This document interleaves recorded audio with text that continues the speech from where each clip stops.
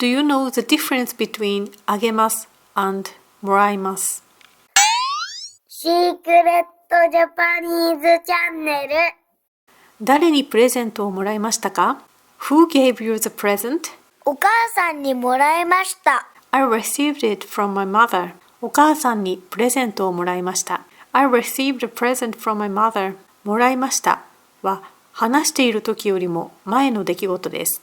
網羅は6、もらいました。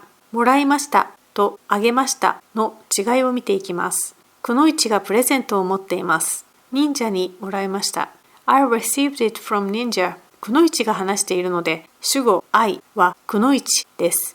忍者を主語 I にすると、くのいちにあげました。I gave it to くのいち。忍者がプレゼントを持っています。くのいちが言います。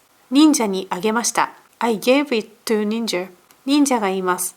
くのいちにもらいました。I received it from くのいち。忍者とくのいち、どちらの視点で話すかによって、あげましたともらいましたを使い分けます。もらいましたの元の形、現在形はもらいますです。お母さんにプレゼントをもらいます。I receive a present from my mother.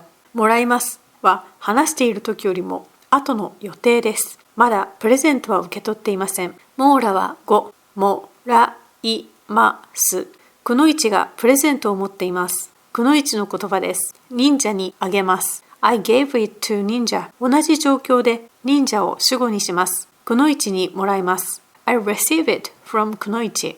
忍者がプレゼントを持っています。忍者の言葉です。くのいちにあげます。I gave it to くのいち。同じ状況でくのいちを主語にします。忍者にもらいます。I receive it from ninja. 忍者の視点かくのいちの視点かであげますともらいますを使い分けるので気をつけましょう。お花をあげます。I gave you flowers. どうぞ。Here you are. ありがとう。Thank you.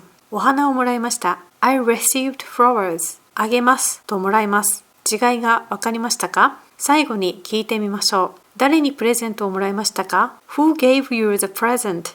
お母さんにもらいました。I received it from my mother. またね。